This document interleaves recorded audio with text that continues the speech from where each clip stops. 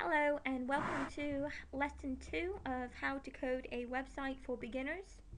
In this lesson we'll be focusing on how to create website layouts with CSS. As we mentioned in the last lesson, I'm only going to be focusing on the main layout that you see with websites, which is a header up here, a footer down here, and then you've got the section where your articles and stuff go and your aside. So the first step is just going to be to go into the folder that you saved your HTML in. You're going to open it in a text editor. You're going to do the same with the CSS file. And then we're going to open the HTML in a browser so you can see what it looks like when you play with the code. I'm just going to put the header at 100% and the text in the center because that's what a header normally looks like. I'm also going to just reduce the footer size a bit so it's not so big. Okay, so now you've got this layout. And what we want to do is pull this aside section up to the right here. So what we do is just add a simple line, which is float, and then either left or right. But for the section, we want it on the left, so that's going to be left. For the aside, float, right, because we want it on the right. Now as you can see, the aside is off to the right, the section is off to the left, but the footer has been pulled up to be beneath the header because there's extra space here. And what's actually happened is the section and aside has been put on top of the footer, which is why it looks so weird. There's a simple fix to this, and all we'll be doing is adding another section to group the section and the side parts together to force the footer to come after them. To do that, we're going to just add div id main.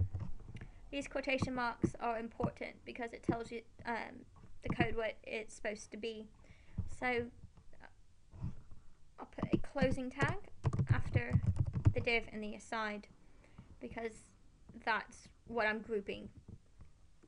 There'll be no text with this main div because what I'm using it for is just as a grouping method.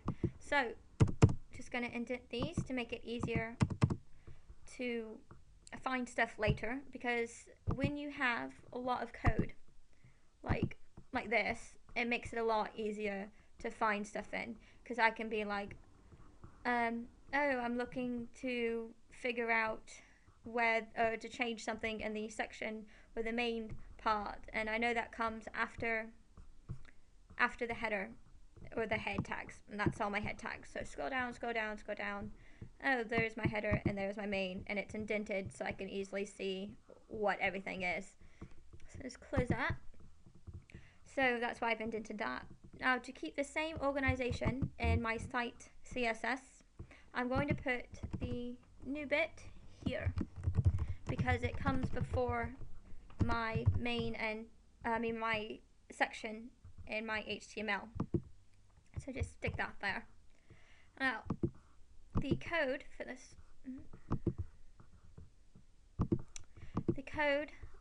that we'll be implementing is here. However, I'm just going to copy to that line to show you what everything does. So just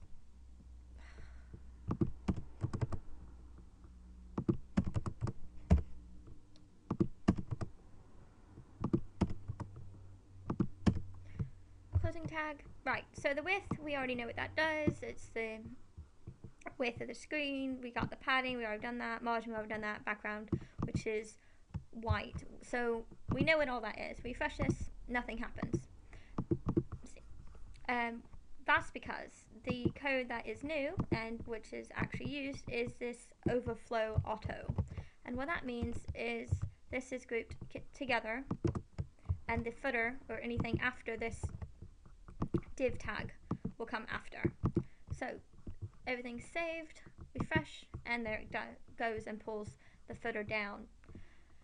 Right, so I'm just going to put the aside with a bit of a padding, not padding, bit of margin around it so it pulls it away from the edge, and I'm going to do the same with the section. So, section margin, I'm just going to change it to 1%, and same with the aside. I'm going to change that to 30. As you can see though, that and that does not equal 100, and it's not supposed to, because you forget about the margin. So if this was, I'll just show you. So that's spotted in from the edge. Now say if I put this at 5, and then I put this at 40, and this width of the section at 60, you get that. And the reason that happened is because I didn't take into account the margins, which is another 5%, 5%, 5%. So I'm just going to drop this to be 30 and put these at 2.5,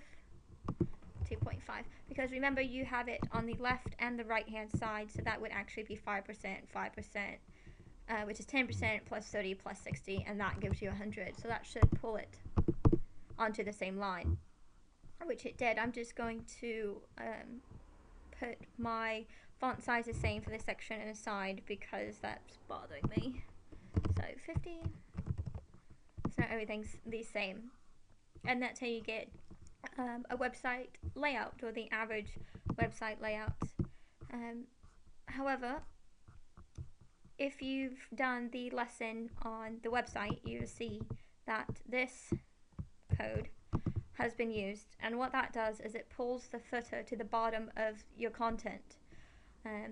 You don't want it to pull it to the bottom of your screen, because when you scroll down it'll stay there, so that would be weird, unless you want it to stick there. But screens are so small these days, I think that's more of a hassle for your reader. So we're just going to keep the position as a relative, which means it will stay at the bottom of our content. So just going to add that to our code. Oops. Right, refresh it. Doesn't do anything, but it does actually pull that down to the bottom. Right, well that's pretty much all of lesson 2, and all that was introducing is this new float right, float left, and pulling your footer to the bottom. So yeah, thanks for watching, and if you have any questions, please feel free to ask.